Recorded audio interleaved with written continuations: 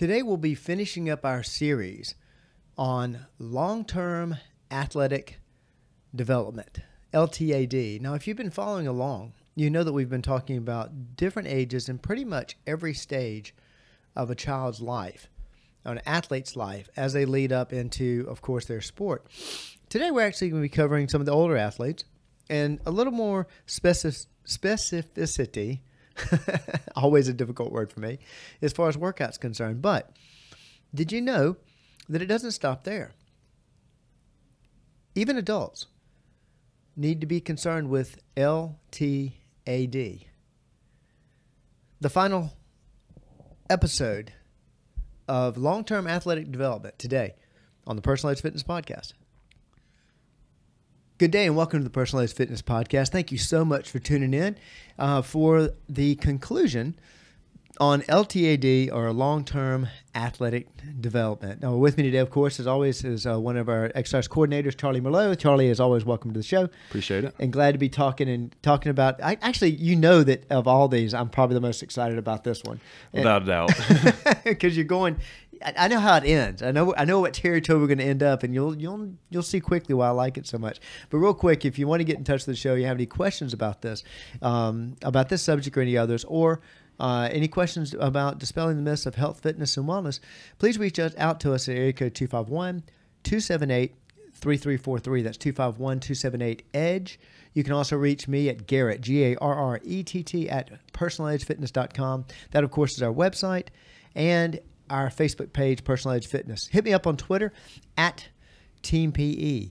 And again, concerning this topic or any others. All right, let's dive in with a lot of information to cover today. Yeah. But let's get everybody that may have not heard this. This is our fourth correct, podcast, yeah, fourth one, yeah. on long-term athletic development.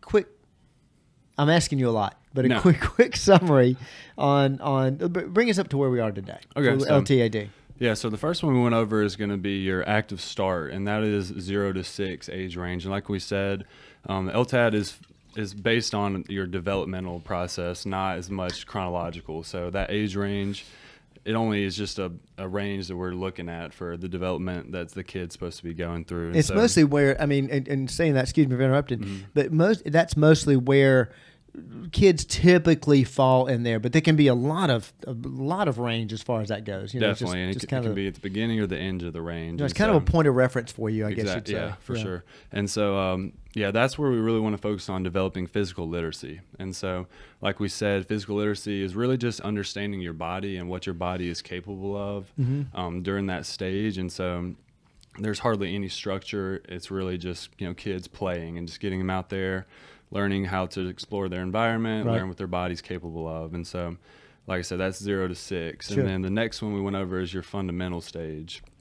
That's going to be around 6 to 10. And so that's all about building a base. And so, like we said, you're only going to get as tall as your base is wide. And so right. That strong foundation. Just building a good foundation. And so we're trying just to create a lot of potential there. And so by you establish the physical literacy, and then you want to build that base, build a strong foundation. And then from there, we really started to go into your learn to train. Right. And so that's going to be anywhere from 10 to 14, 10 to 15, really getting into the next stages we were going over.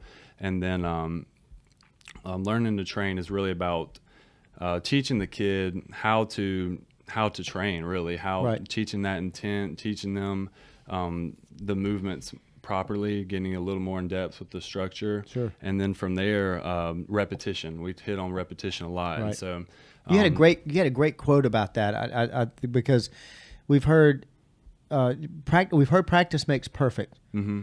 But that's not what you used when you talked about that. No, not at all. So we really hit on practice makes permanent. And so if you're practicing bad habits and you continue to practice that, then you're only going to continue to build on those bad habits. So practice makes permanent, not perfect necessarily. Perfect. And so and then from there we went to train.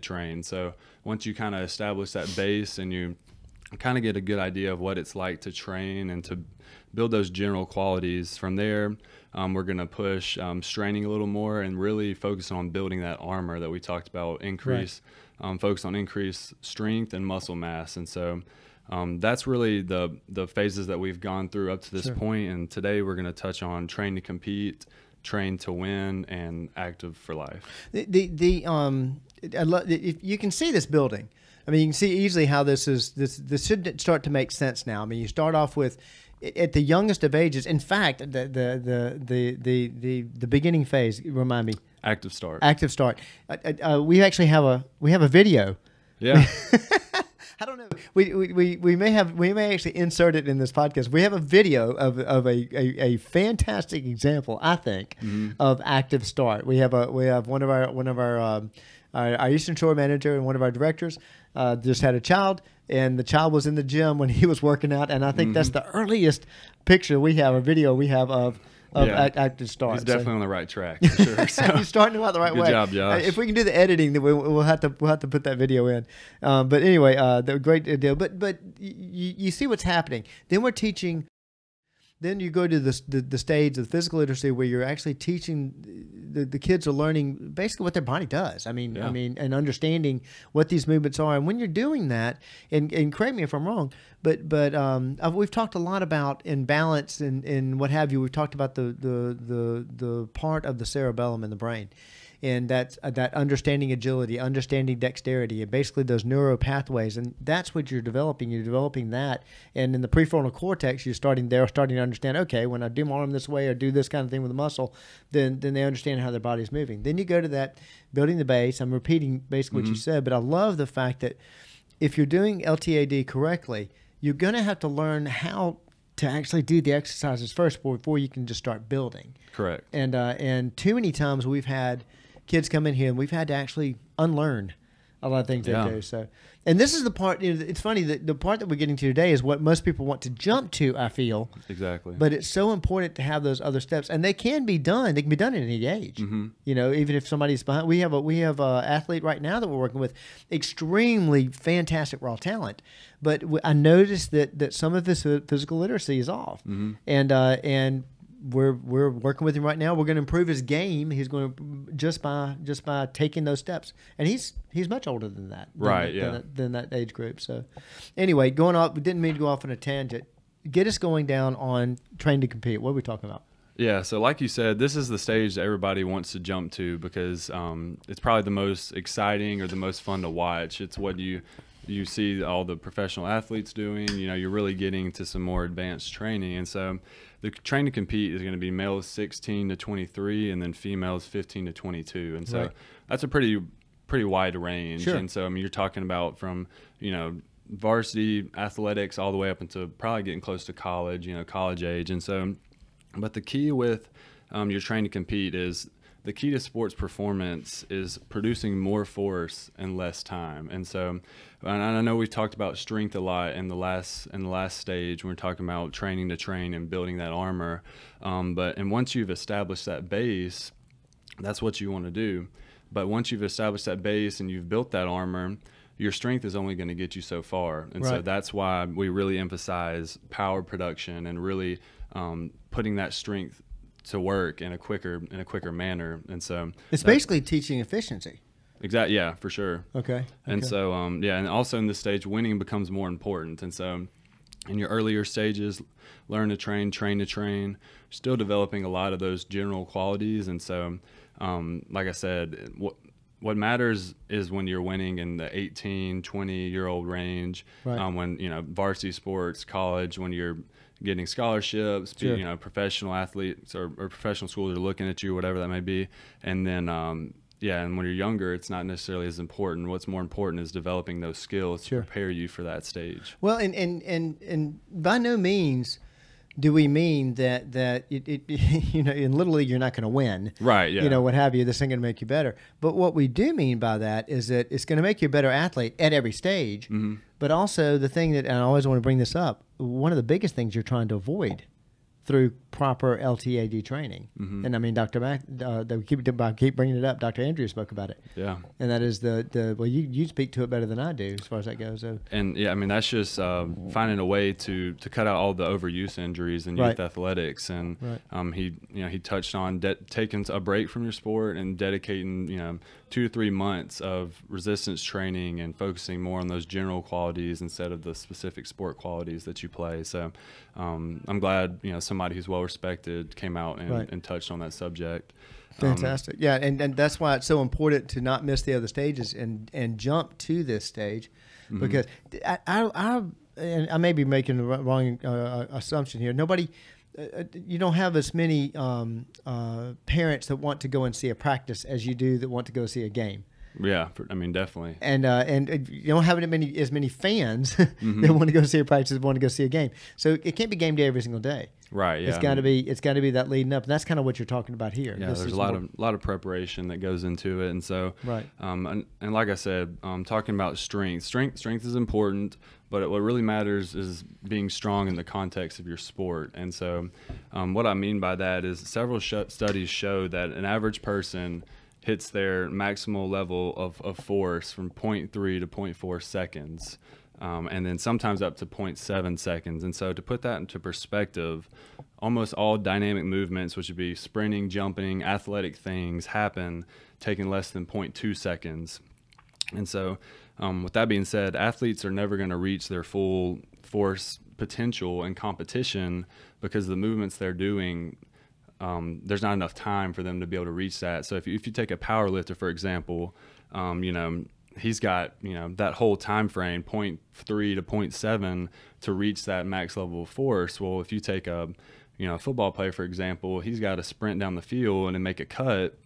That's happening at a much faster pace and a much faster rate than what he's able to get to. And so that's why we want to train that power and that expressing that strength more faster, and so that way it translates to their sport better. And that's what we're talking about. And when he's throwing out those numbers, that 0.3 to 0.4 versus 0.7, that was what you said. That I wanted to say in the introduction of this whole program, and that is that if you've got somebody, and I don't know the example you use, but I know the thought process. I'm gonna use my own example.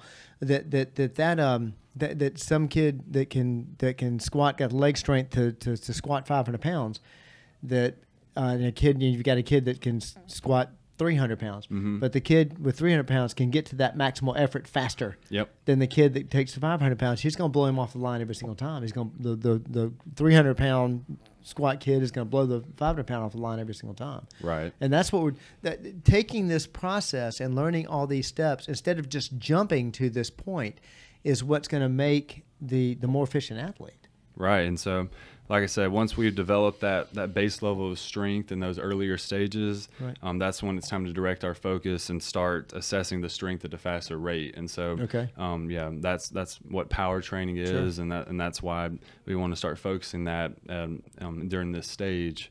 And so we focus on all these things because we've built a solid technical foundation in the earlier stages. So because we've built that solid base, they developed the physical literacy, and their form is good, then we can start working on this stuff. But I mean, the truth of the matter is, if they can't properly perform a squat, if they can't hinge properly, then I mean, we can't work on these things because we've got to develop a good base first, and we've got to correct the imbalances and things that are really holding them back. So like I said, you got to have a good base, start with a good foundation first. And this is why we say it's so important not to just jump to this part, though most people want to.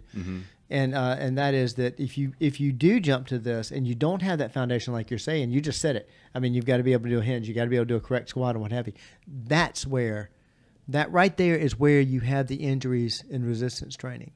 Many times we ask, is my child old enough to resistance train, or can he do this, and what developmental? It's mostly, the majority of that is, yes, it's developmental, but it's also, have they been through the correct development of their program? And if you get somebody that can a child that can squat correctly, that has gone through these different phases as they develop, much safer when they get to this phase. Oh, definitely, yeah. I mean, for the most part, with this stage right here, I mean, technique shouldn't even be an issue. Like, I mean, we shouldn't have to go back and correct things. I mean, talking about the 8 laws of learning we talked about last episode, and nailing that repetition, they should have done it so many times that it should be, muscle memory. It should be ingrained in their mind, and technique, we shouldn't have to coach that at this point. That's the reason, because 5 of the 8 laws of learning, or repetition, repetition. So. Yeah, exactly. And that makes not only a more efficient athlete, it makes a more efficient workout session.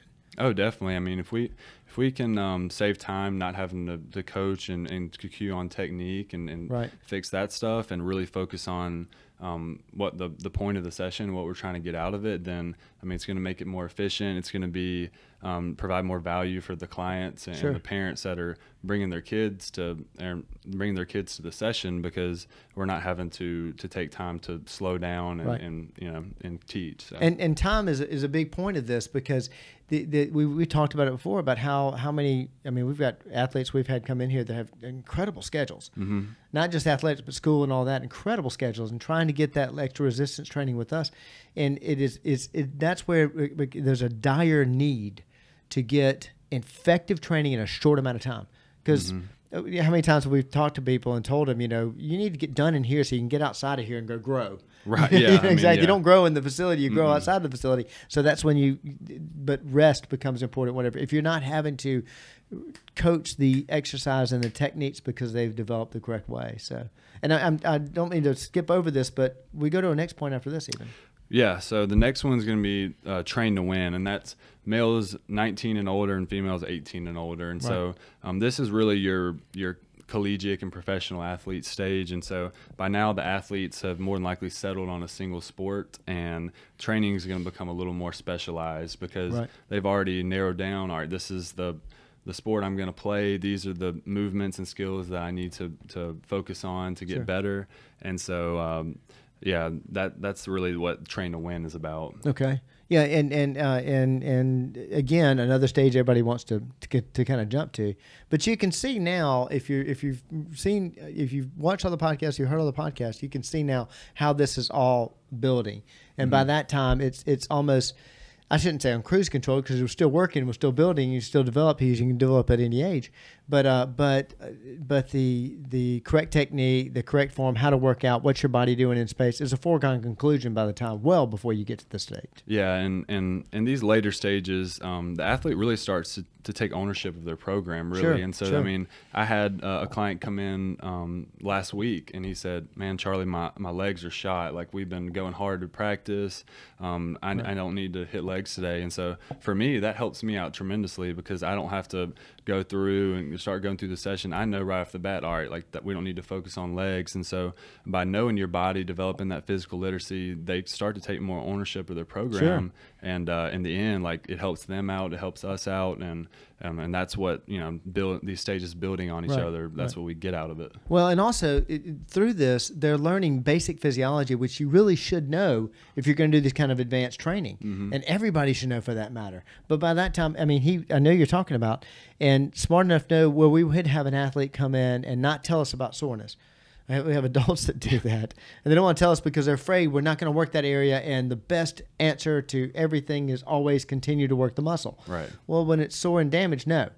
It's got to repair. And he's a young kid. He was smart. He was smart and already knew, because he's been working with us, hey, look, I need you, we need to back off this. And you were able to shift their workout and get effective workout in that day without going backwards. Yeah, so, I mean, it was what he needed most at that moment. And so and like you just touched on, I mean, this is important for the rest of your life. I mean, I was hoping we were getting to that. Yeah, I was. This is going to carry over for the rest of your life. And really, I mean, what LTAD, sports are important, and we want people to succeed in sports, but they also, it sets you up for what we're going to go over next, and that's an active for life, an active lifestyle. And so, yeah, and that's and you'll see quickly why I told y'all at the beginning of this that I knew the end already, and why I was going to be so excited about this. But we're talking about LTAD is it's important at every age, including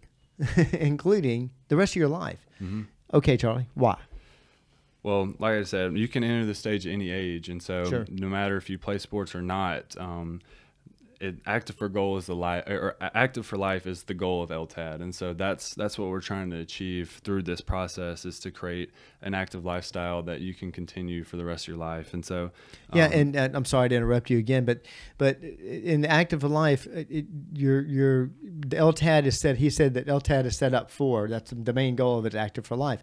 One of the biggest reasons for that is, of course, preventing injury. Mm-hmm. This is how many times I have somebody sit down in my office and they look like they're, they from the onset, they look like what we would call an apparently healthy individual.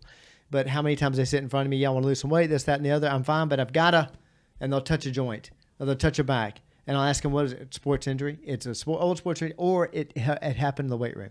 And that's why this is going to make you active for life, because you're doing the correct steps to prevent those things. And I interrupted you yet again. Please go ahead. Yeah, and so we get clients that come in and they'll say, I don't play the sport anymore, so I don't need to sprint or jump or do resistance training or whatnot. But then they'll blame it, not be able to perform like they used to, and then they'll blame that on their age or there's a certain reason other than the fact that they just don't do those movements anymore, and Sure. they're not training like they did in high school. And so and that's something we're trying to continue through the active for life stage, is to keep doing those things that you did when you were young. And I believe if you don't use it, you're going to lose it, and that means Absolutely. exactly Period. with your muscle and with your power ability. And so success in the prior stages is what's going to make the necessary motor skills, and also just give you the confidence to be able to remain active for life. Right. And so and this is, and excuse me, I'm going back to the second about what you said Mm-hmm. about if you don't use it, you'll lose it. That's a great rhyme. You've heard it all your life and what have you. When it comes to muscular development, muscular maintenance, or not atrophying, not going backwards. Yeah, that's exactly it.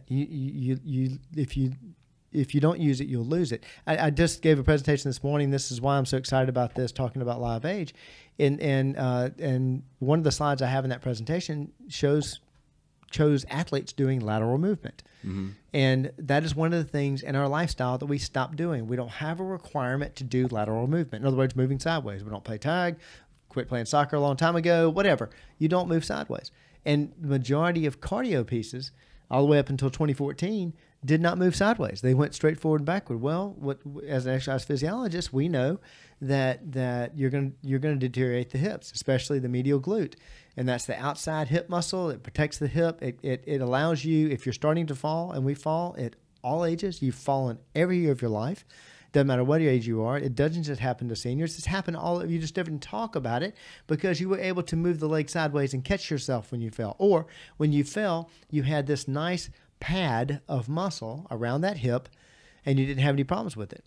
But later on, as that deteriorates, we fall and break a hip and what have you. And that's kind of what we're driving at, as far as like, you don't use it, you'll lose it. Sorry to go off my tangent. You knew I was going to do that on this phase. I mean, no, you're good. But yeah, going back to what we were touching on. So, people stop training for these activities, and then they'll go play pickup basketball for 2 hours, and then they'll wake up the next morning and be like, man, like, why am I hurting so bad? Or and it's because you're not training for these things. Sure. You go to try to do something your body's not used to doing, and I mean that's a lot of times where an injury can happen, is because your body's not prepared for it. And it doesn't have to be going out and well, wait a second. I told you I put sports behind me. I'm not playing sport. I'm not going to play pickup basketball. I'm good. Gardening. Playing with your kids. Playing with your kids. Running around. Yeah, I mean, it doesn't have to be a sport, but really just kind of high intense, activity that your body's reaction, stress. Yeah, right. So, grabbing a door because it's closing too fast. And you want to reach over and grab it real quick. Yeah. And injure yourself. Really kind of any reactionary movement, Right. And so But yeah, and also resistance training helps maintain bone density, and so that's going to help fight osteoporosis and you know, the degeneration of your hips and stuff as well. And so you don't have to worry as much about, you know, fracturing your bone if you fall. Right. And then being physically fit drastically reduces the cause or the all-cause mortality rate, and so that's, I mean, in itself is you know, more than enough reason to continue doing some sort of a fitness regimen. Absolutely. And of course, fighting obesity and what have you, the all the things that I always talk about, you've heard me talk about when I talked about obesity, you heard me talk about it when I talked about live aging, and even live food, I spoke about it in there, that the number one killer is not heart disease, it's obesity. But I'll get way off on a tangent there. Again, going back to LTAD, and if once you get to this stage of your life, and like you said earlier, you can enter any of these stages if you've never done any kind of training before. And we've had clients that we had a client start with us one time, was my best example of this.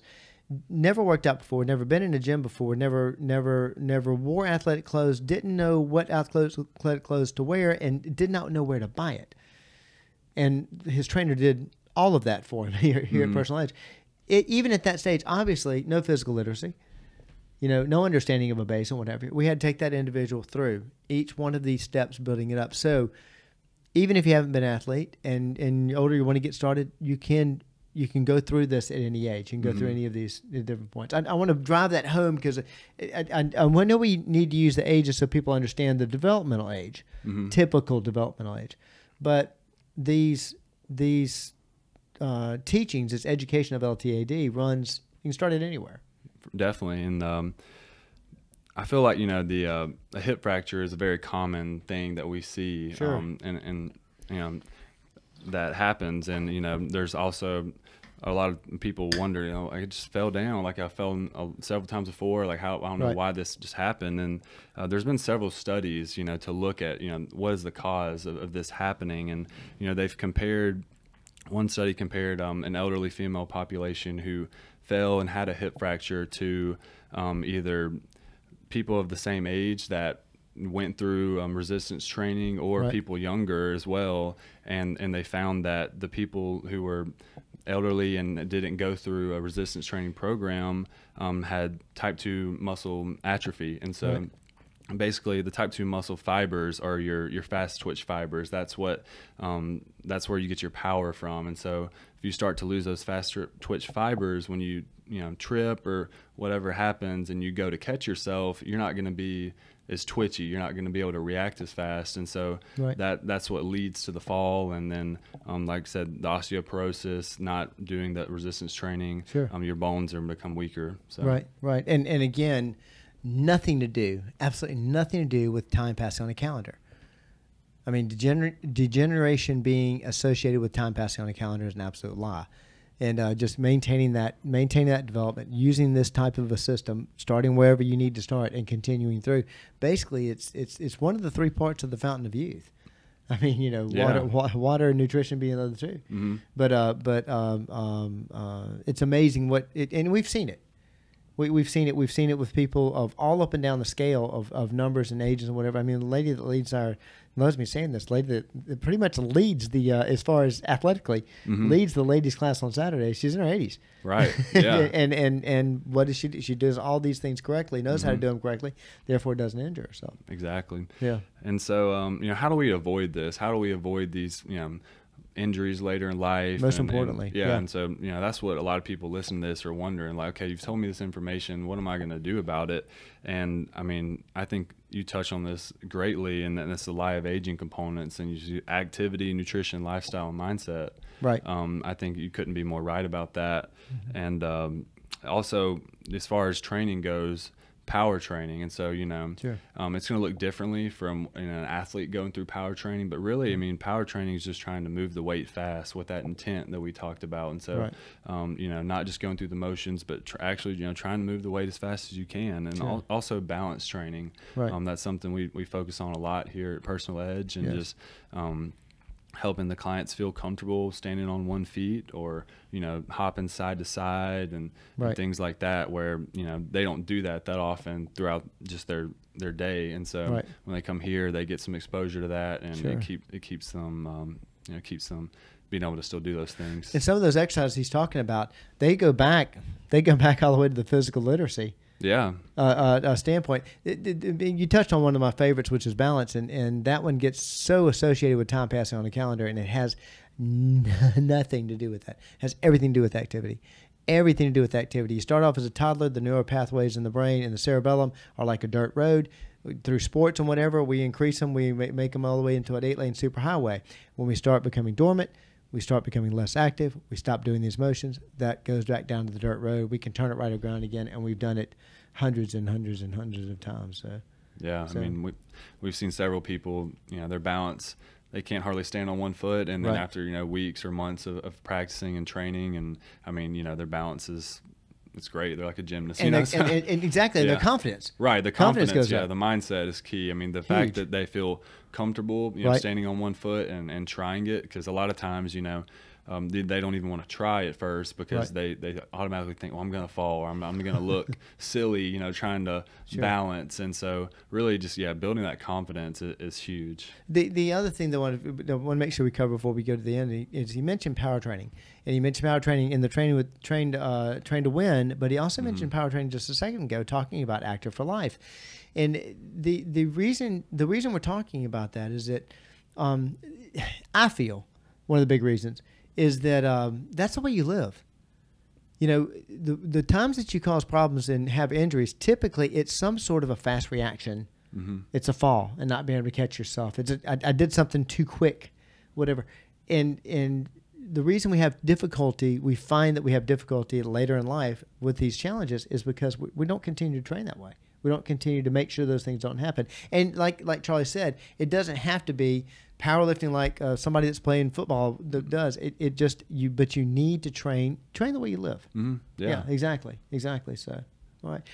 Look, I've thoroughly enjoyed going through all this with you, and go back and look at the other. If you didn't get a chance to hear the other podcast, we've got a series of 4 on LTAD, and tells you all about that. Take you through each one of these developmental stages. This is how important this is to us, because this is how serious we take everybody's training. Yeah. I mean, it's real easy, very easy for us to come in here and replicate something you saw on TV that a professional athlete's done with your 8-year-old.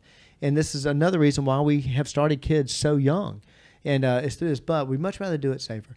We'd much rather do it so that they can end up active for life. Mm-hmm. And basically not only train them better for their sport, but also, bring them to their own level of wellness, in a healthy way. So, Charlie, exactly. I appreciate you being on the show with us. Thank you. And I want to have you back. And if you have any questions on this, please don't hesitate to reach out to us. You can contact us at 251-278-3343. That's 251-278-EDGE. Also contact me at Garrett, GARRETT, at personalizedfitness.com. Charlie's at Charlie at personalizedfitness.com. That is also our website and our Facebook page. We have a lot of questions that come through on those. Feel free to reach out to us that way. You can also reach us on Twitter at Team PE. LTAD, taking it from, 0 all the way up to an active lifestyle forever. Just one more way we help you reach your level of wellness. Thank you so much for joining us today.